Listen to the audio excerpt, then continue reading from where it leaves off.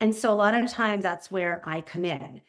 Last thing I want to respond to that you had said is if a school system tells you you cannot bring somebody else to the meeting, that is 100% not true. Now, with that said, if you're trying to bring a lawyer to the meeting, some school districts, not all, but even in our state where I live in Maryland, some parts of Maryland, like Montgomery County, for example, if you're going to a meeting and you're bringing your lawyer, then they can't hold a meeting until their lawyer is available. But in Howard County, where I do a lot of my work, caring for others is part of your life, but it's not all of it. This is your space for growth, confidence, and connection to the whole you. Welcome to the DaliTalks podcast. Welcome back to the DaliTalks podcast. I am your host, Dali, and I have Lisa Richer here. She is a phenomenal educator and supporter of parents. Lisa, welcome to the podcast. Tell us a little bit about yourself. Thank you for having me here. First of all, I'm excited to have the conversation. I'm a neurodiversity consultant. Oftentimes I'll call myself a neurodivergent success partner. Now, some might say, what does that mean? It means that I do, in terms of where we'll talk about today, is I do serve as an advocate for many parents in the schools, but I also serve as a neurodivergent success partner for those parents, sometimes in their professional setting, in their home setting, or if their kids are athletes. So I'm in partnership with people, regardless of what that circumstance is. And I run that consultancy. It's called Journey to Bloom. And my life is surrounded by neurodivergence. I grew up undiagnosed neurodiverse. My kids, I was gifted not one, but two neurodivergent boys, each with their own neuro differences. And so my experiences growing up undiagnosed and then having my children and understanding their diagnoses, having to advocate for them, then understanding my own neuro differences is really what is all wrapped up in my consultancy Journey to Bloom. Yes, I really love it. And I love what you call it on your website. It's Journey to Bloom, and all the resources are there. But what is really interesting, about what you do is, I'm going to backtrack a little bit, because when we first met I had the blur on my video, and you asked me to remove it. And you taught me something immediately. I didn't know that part of neurodiversity is having sensitivities such as, the blur background.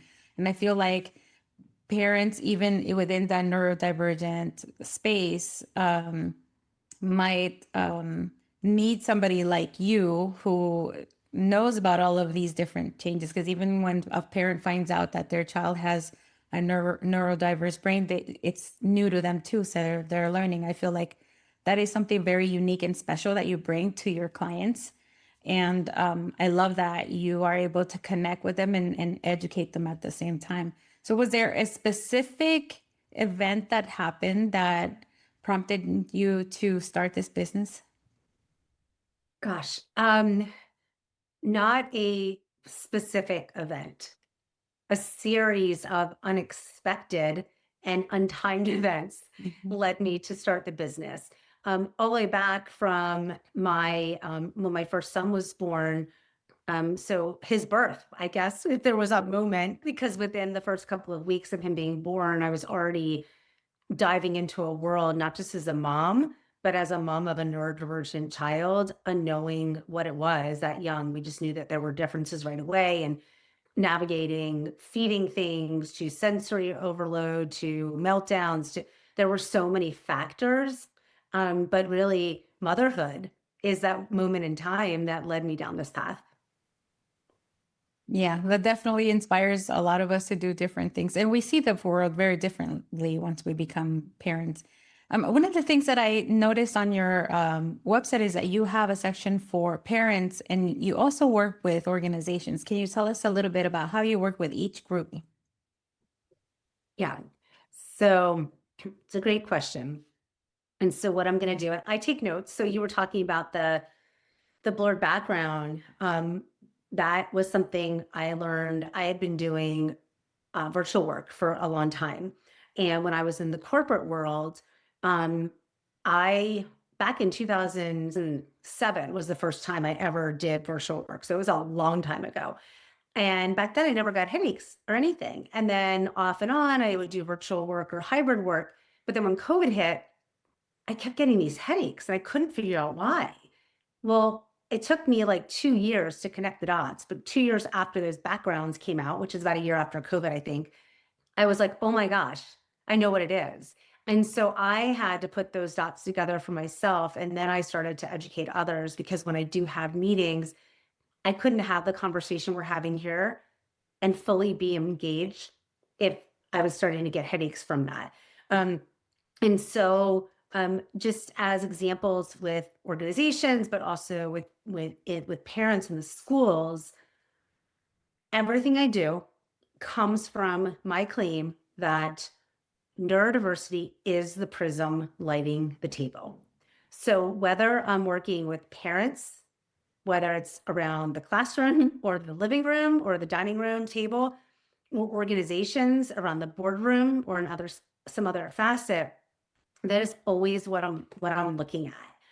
And regardless of which profile, if you will, whether it's a parent of a neurodivergent child or a parent that is a neurodivergent individual themselves, everything I do is grounded in that truth and my journey map.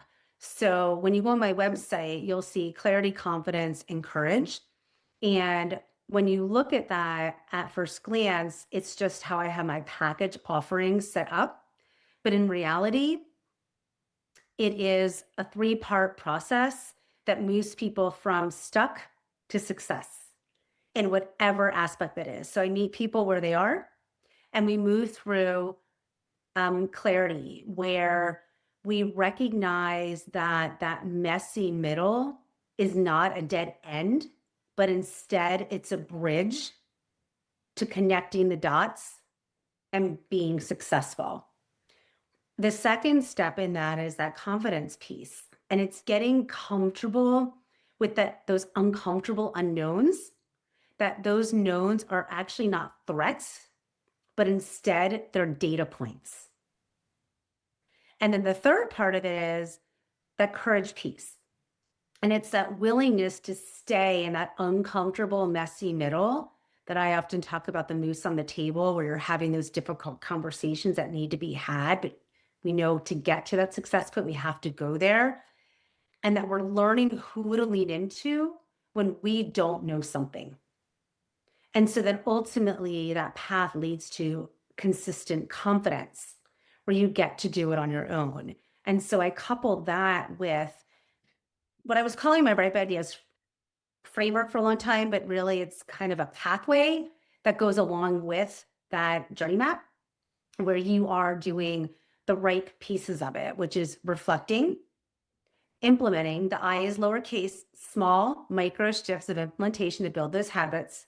And then it's practicing and evaluating. So at each stage of the journey map, we're doing those things in micro increments in order to get clear, confident, and courageous enough to take an action consistently and with fidelity across whatever avenue we are approaching, whatever that topic is that we're stuck in.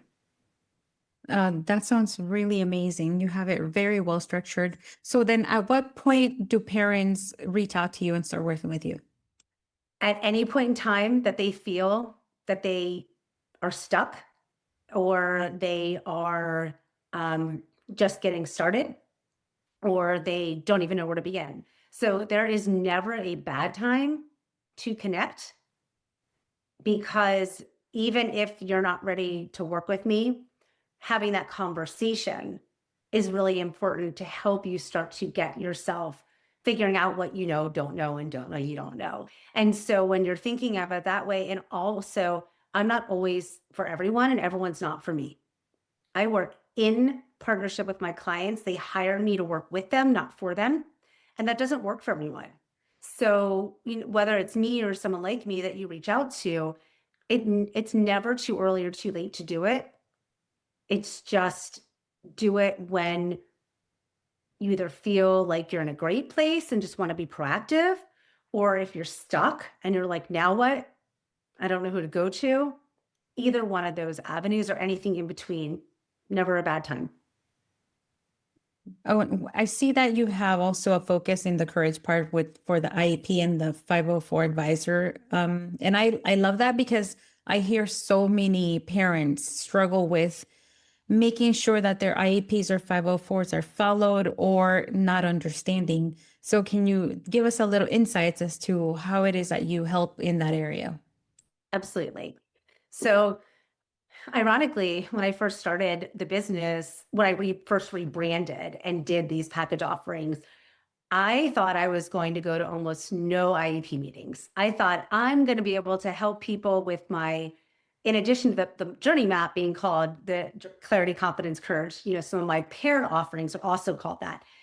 And so what I realized was I had to walk them through all those steps in the meetings to model, because I don't even know what I know sometimes. Something will come up and I'll be like, oh, that happened with me 10 years ago, or that happened with my client yesterday, or I finally know about this. So I'm always learning and growing also. So what happens when I'm working with parents that are going into either trying to figure out, I think my child might need something. I don't know if they just need accommodations to be able to have equal access, or they need specially designed instruction in order to close gaps in their learning and also accommodations. So we talk through, what does it mean to be able to even have a qualifying diagnosis for either of those? What does it mean to go into the meetings and have the conversation about what testing needs to happen in order to figure out what to do and how to do it? And then through the process of having those meetings, oftentimes parents get met with friction. Sometimes it's their own friction, the stories they're telling themselves about how a meeting's going to go. And other times it's the school team trying to control the meeting because they don't maybe know something, that they're afraid they're going to get in trouble if they don't get through something in a certain time period. So act as that central point, almost like that kind of that nucleus. So I am at the core of that messy middle, and I wrap my arms around the parents, the educators, because we're all there for the child, and we work and move forward together. And I often take people down, I'm doing like a wave, right? I often take people down this messy middle road across all of their pillars and their single views. And I try to help them make sense of what each other is saying, because we're there to help the child go from stuck to success, or to make the progress that they are deserving of making in that education. Yeah, I find that so valuable. And, I don't have neurodivergent kids, but I have spoken with so many parents that do, or that have some sort of need that, requires an IEP. And it breaks my heart when I hear them say, I don't understand it, or they won't let me have somebody else at the meeting with me to help me understand things better. Or it just needing that support. So I think that is extremely valuable. And I hope that parents do reach out to you, because there are too many kids that are not having those needs met because simply the IEP is just something that they don't understand, or even I find the educators sometimes don't even know how to apply it, although they are trained on how to. But every situation is so different, and I didn't realize that until I began speaking to parents. So Can I talk to that for a moment? yes, please. So a couple of things. One is, yeah, many times people don't understand what's going on. And so that's where I really definitely come in to play. On not understanding, a misconception is that teachers are trained to understand how to implement and execute IEPs appropriately. Special educators are trained in how to implement and execute them appropriately. General educators are given them and asked to help implement them and sustain them, but they're not specifically trained on how to close these gaps, what to do. And even a special educator, if they're working on language differences and it's something that a reading specialist is highly trained in, a special educator is still not going to be able to implement it the way that a reading specialist is. So as people, give a little bit of grace and space to understand that there are things that these teachers don't know either. But that if you don't ask questions in a non-combative, but showing up in a curious manner, and oftentimes clients bring me in because they don't feel like they can separate the emotion from the objectivity, the emotion from it to make it objective. And so a lot of times that's where I come in. Last thing I want to respond to that you had said is, if a school system tells you you cannot bring somebody else to the meeting, that is 100% not true. Now, with that said, if you're trying to bring a lawyer to the meeting, some school districts, not all, but even in our state where I live in Maryland, some parts of Maryland, like Montgomery County, for example, if you're going to a meeting and you're bringing your lawyer, then they can't hold a meeting until their lawyer is available. But in Howard County, where I do a lot of my work, because a lot of my clients come from, because I live in Howard County, in Howard County, it's extremely rare that the lawyer is there. Even when the client brings a lawyer, they don't necessarily get a lawyer involved until they have to go to like a mediation or to some kind of decision. And so when it comes to lawyers, yes, you may not be able to bring one unless the other, the school system has it. Same thing with recording. You can record, but in some states, you need to get permission. And then that other side also has to be recording or have the option to record. So some of those nuances, sometimes they get jumbled, even with teachers that are like, oh, you can't. It's nothing you can't. It's that you can't bring a certain type of person. So that's also some places where I help to, dispel the rumors and the myths and all of that. But yeah, so I just wanted to clarify those things. No, thank you so much for clarifying that. I remember the first time I found out that an attorney was able to participate in one of those meetings was an attorney who specializes in, education, and that's for the kids all the time. And I remember she told me that sometimes in order to have the attorney, you have to give them so many days in advance for that reason, for them to be able to either have their own attorney or just to be prepared for that meeting. It's so litigious, and I can see why some parents feel the need to have their attorney there, because maybe some things have gone wrong in the past, or maybe the school just doesn't understand. And to your point about the teachers, I'm so glad that you clarified that the general educators are not trained in how to implement the IEP, but they're asked to help with it. And that makes sense, because not every single teacher is going to have a child with a different learning ability. However, sometimes that does happen. And that really, I think that's a disservice to both the teacher and the child, because they're trying to help the child and the child's trying to learn, and it can be so difficult. And then enters a parent frustrated and upset, and sometimes the backlash ends up on the teacher, instead of really, it's a system that just needs to be improved.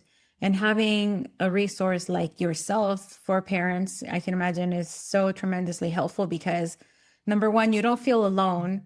There's somebody batting for you, and who knows what questions to ask, because you have the experience and training in that. And three, like, you are there not just for this one event, but you can be there for the duration of that child's education history. Absolutely. Yeah. You had mentioned attorneys, and I just want to state that when you need an attorney, by all means, like I've had a couple of cases where we brought an attorney in.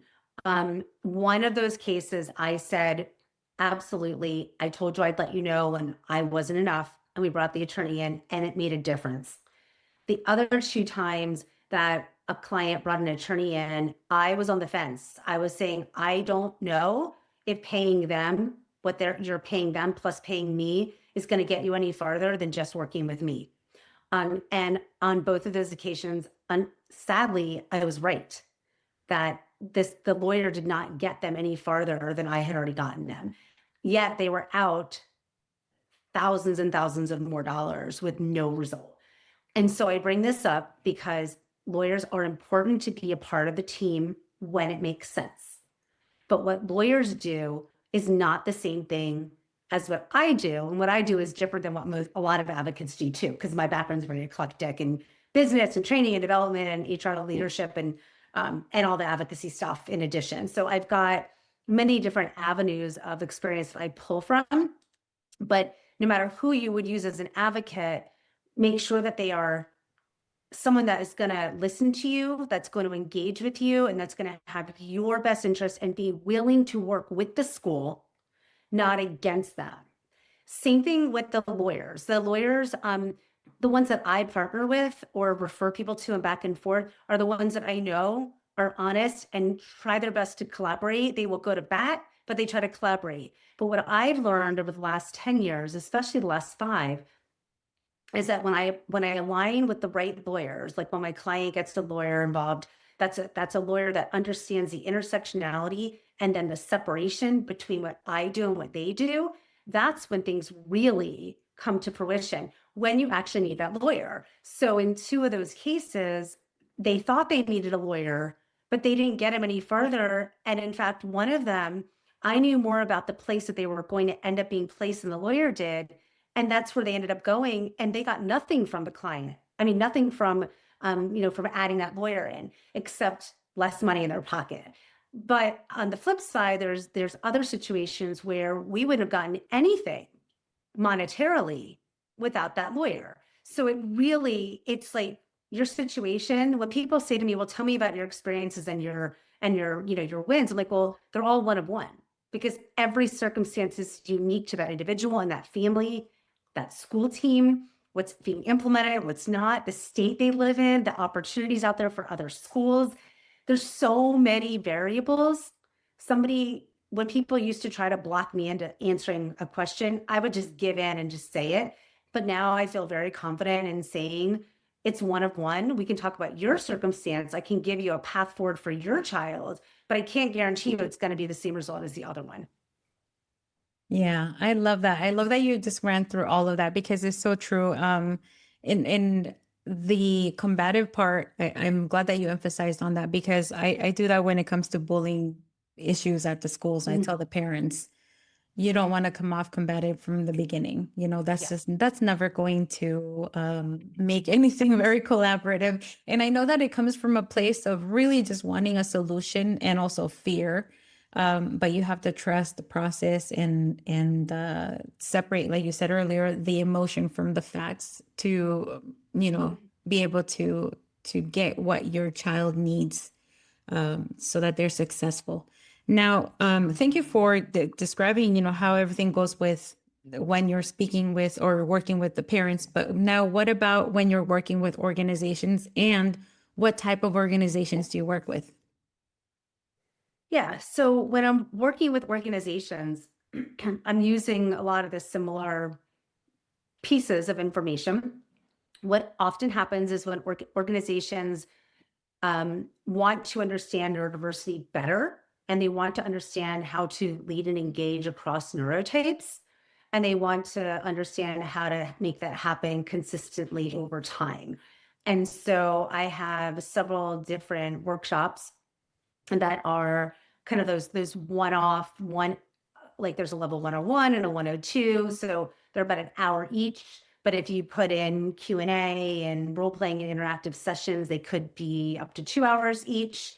And then ultimately and ideally, someone would bring me back in on a quarterly basis, and we would use my journey map and my Right by Ideas pathway. So we'd use the 3 C's journey map and the Right by Ideas pathway as the way to continue to move through it. And now, just to remind everyone that the Right by Ideas stands for reflect, lowercase I, implement, practice, and evaluate, capitals. So we would meet, and in some of those quarterly sessions, it might be, let's reflect on what happened. Let's implement some of these things here. in a container, so like role playing, and then let's practice them a little bit. Now you're going to go back and implement and practice them again outside of here. And then you're going to evaluate yourself, but we're going to come back in 2 months, like every once a quarter, and we're going to go and we're going to evaluate them together, and then we're going to reflect. And so we're going to do it intertwining. And ideas, it can stand for anything, but I often say that it stands for implementation, diversity, equity, accessibility, and sustainability. And I mean accessibility to all. I mean sustainability for the long haul. And the inclusivity is also I, a lowercase I.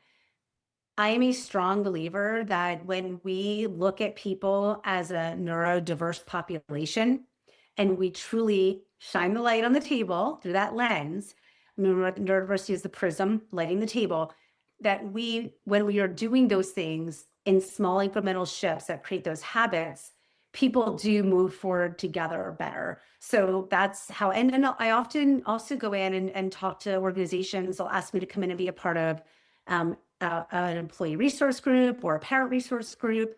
And so I can engage in those sort of conversations as well. So then when you work with organizations, do you usually do it for a short period of time? I'm sure that might vary, but what is your, I guess, your niche time frame that you like to work with them in order for you to actually see results? Yeah. So you can do those one-off trainings. And I do those a lot because that's what organizations think they can afford. And I really try to explain to them, can you afford not to afford to do it more consistently? It's just like any other training. You do bullying training, you do unconscious bias training, you do it once and then it's gone, right? Until the next year. So what's the purpose of those? So ideally, a client, an organization would have me come in for a year, because it would be on a quarterly, we have the initial session, and then we would have sessions every like 4 to 6 weeks. And a lot of it is done virtual. Ever since COVID, I'd say 80% of the work I do is virtual. I've been flown down to, like, for example, I worked with, there was a leader of the product team for Chewy, and he had brought me in to do leadership training, and everything was through the lens of neurodiversity. So that was my one caveat. I said, I will come down and do this training for you. You have to allow me to do it from a lens of neurodiversity. Otherwise, it's not worth me doing it for the longevity of what you needed. And that was only a 3-day session. We were supposed to do some follow-up sessions, but for different reasons, they didn't come to fruition. And that's the thing. You're only going to get out of it what you put into it. So if you want me once, I can give you that expertise. Ultimately, you're not going to get out of it what you really want to create the change that you wish to see without committing to it a longer term, 6 months, at least 6 months, but really a year, sometimes even more than that. No, I completely agree. Having worked with schools, yeah, I agree that 6 months is nothing. A year sometimes is not enough either. It has to be an ongoing thing in order to make what you're teaching, what they're learning, part of the school culture or that organization's culture, and to be able to implement in everything like a habit where you just don't think about it. This is just the new standard. Wow, Lisa, you're incredible. I love what you do. So if people want to reach out to you, where's the best place to reach out to? Absolutely. So my website, it's journey2bloom.com. And if you want to email me, just so it's Lisa@journey2bloom.com. And then you can find me on LinkedIn, Facebook, or Insta. LinkedIn and Facebook are my name, and Insta is @ Great. And just before we wrap it up, do you have any word of advice or any tips to parents or school or, or organization leaders regarding, the work that you do and summertime, the summer break? Because some people might think, put everything on hold.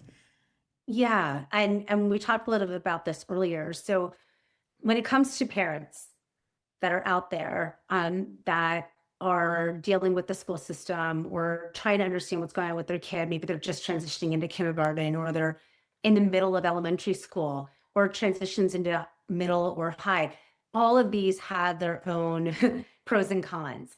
It's never too soon to start those conversations.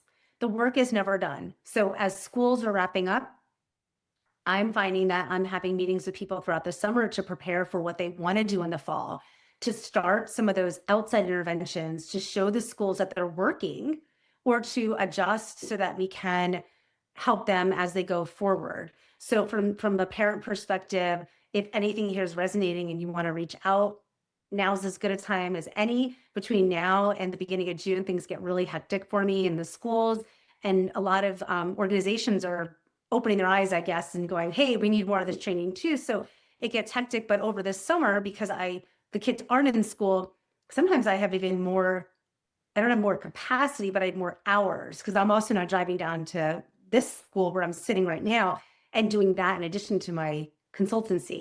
So now is as good a time as any. For organizations, if you haven't started yet, you've started too late. So again, do it now, lean in, see whether or not that investment, or if you're truly looking to commit to people and growing your organization in a way that is going to not only help you grow, improve engagement, retention, and financial gain, doing work with me and partnering with me helps those cracks not become huge gaps that create tons of turnover. And honestly, I've seen it more and more and more over the years, eventually the demise of an organization or a mass exodus, because you thought you had it all together, but you weren't listening to people like me, who are the ones that aren't the squeaky wheel, but are the ones that keep the wheels on the bus. I love that. That's a perfect closing. Lisa, thank you so much. Thank you. Hey, did you like that episode? I have an ask. Would you mind leaving me a review? It would really help me improve this podcast so that you can come back and keep listening. Also, don't forget to check me out at DaliTalks.com and follow me on social media at DaliTalks. Until next time.